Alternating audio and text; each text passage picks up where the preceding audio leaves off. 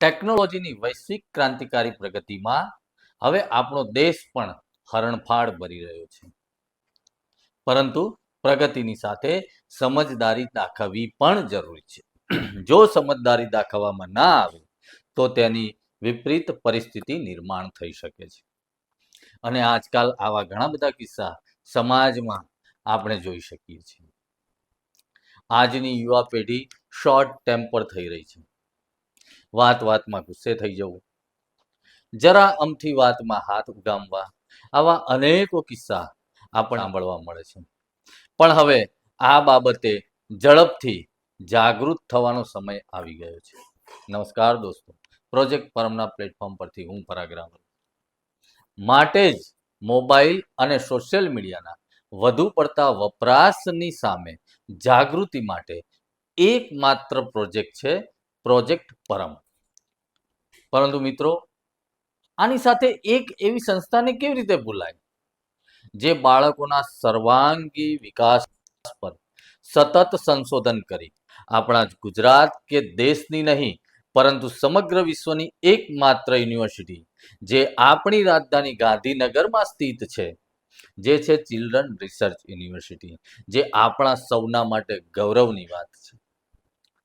આ યુનિવર્સિટી ભ્રૂણથી એટલે કે માતાના ગર્ભધાનથી જ બાળકના સર્વાંગી વિકાસ પર કાર્ય કરે છે, જેથી આવનાર રાષ્ટ્રનું ભાવિ મજબૂત, સુદ્રઢ અને સુખાકારી યુક્ત બનાવી શકાય. આવા ઉમદા કાર્ય કરતી સંસ્થાના માર્ગદર્શન વગર આપણો પ્રોજેક્ટ અધૂરો છે.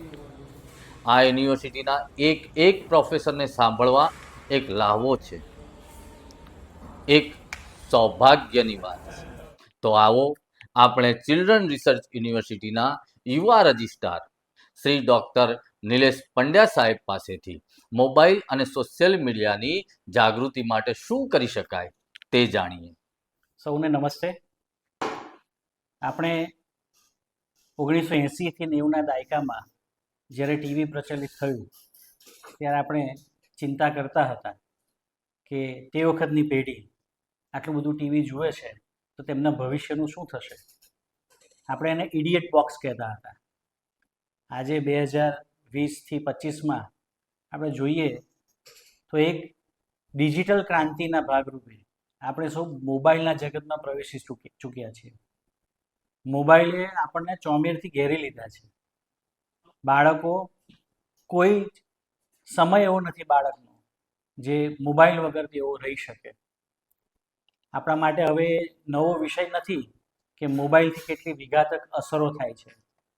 બાળકનું શરીર, મન, બુદ્ધિ, ચિત્ત બધી જ બાબતો મોબાઈલને કારણે પ્રભાવિત થઈ રહી છે.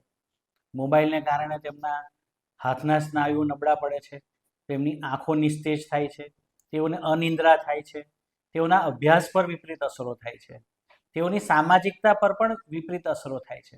પહેલાના સમયમાં મળવું, રમવું અને લોકોની સાથે સમય પસાર કરવો એ હવે જાણે ભૂતકાળની વાત બની ગઈ છે.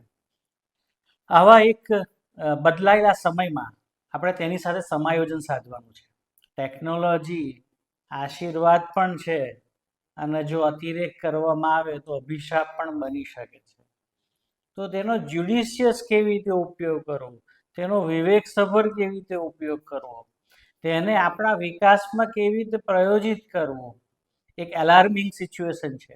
હવે આપણે નહીં જાગીએ તો કદાચ બહુ મોડું થઈ જશે. શું કરવું જોઈએ? તો કોઈ એક જગ્યાએથી પ્રયત્ન કરવાને બદલે ચારે બાજુથી આપણે સૌ સાથે મળીને જો પ્રયત્ન કરીએ તો મને લાગે છે કે આ ટેકનોલોજીના ખૂબ સારા પરિણામો આપણે આવનારા સમયની પેઢીને આપી શકીશું. શિક્ષકો, માતા પિતા, નીતિ નિર્ધારકો અને બાળકો સ્વયં પોતે જો એક અનુશાસિત કેટલાક સંકલ્પો કરે તો મોબાઈલથી પણ સારા એવા શુભ પરિણામો પણ મળી શકે એમ છે. આપણે જોઈએ છીએ કે બાળકો પોતપોતાના રૂમમાં પોતાના મોબાઈલ લઈને સમય પસાર કરે છે. હવે આ મોબાઈલના વિશ્વમાં, આ ડિજિટલ વિશ્વમાં એ ક્યાં ખોવાઈ જાય, ક્યાં ભૂલા પડી જાય એ ક્યારેક આપણને ખબર પણ હોતી નથી. તો આપણે કેટલાક સરસ સંકલ્પો કરીએ, આપણે બાળકો સાથે રમીએ, વાતો કરીએ, તેમને વાર્તાઓ સંભળાવીએ, તેમની સાથે સમય પસાર કરીએ, તેમને સાથે લઈને કોઈ સારી જગ્યાએ ફરવા જઈએ, રવિવારે આપણે સૌ મોબાઈલના ઉપયોગથી દૂર રહીએ. દિવસનો સાંજનો એવો સમય નક્કી કરીએ કે જેમાં બધા સાથે મળીને વાતો કરીને મોબાઈલને એક તરફ દૂર રાખીએ. નો મોબાઈલ ઝોન ડેવલપ કરીએ. આપણો ડ્રોઈંગ રૂમ એવો હોય કે જ્યાં આપણા મોબાઈલ હાજર ન હોય, માત્ર પરિવારના સભ્યો જ હાજર હોય અને એકબીજાને આત્મીયતાથી વાતો કરે. આવા કેટલાક પ્રયોગો આપણે કરવા પડશે. આ સિવાય પણ અનેક પ્રયોગો થઈ શકે, પરંતુ જરૂર છે આપણી સંકલ્પબદ્ધતાની, આપણી પ્રતિબદ્ધતાની. જો આપણે આ ગંભીરતાને, આ એલાર્મિંગ સિચ્યુએશનને ગંભીરતાથી લઈશું તો જ આપણે આ કરી શકીશું.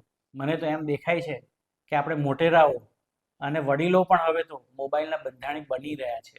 રાત્રે મોડે સુધી આપણી જાગતી આંખો, મોબાઈલની રીલને સ્ક્રોલ કરતી આપણી આંગળીઓ આપણને ઘડિયાળના કાંટા તરફ જોવાનું ચૂકવી દે છે અને સવારે બીજો દિવસ આખો જ આપણો આળસમાં અને સુસ્તીમાં જાય છે. આપણને કામ કરવાનું પણ ગમતું નથી. વિચાર કરો, કુમળા માણસ જે બાળકોના છે તેમની શું સ્થિતિ થતી હશે, એમના અભ્યાસ પર શું અસર થતી હશે, તેમનું શરીર પણ ધીમે ધીમે નબળું પડતું જાય છે. મન નબળું પડે, શરીર નબળું પડે.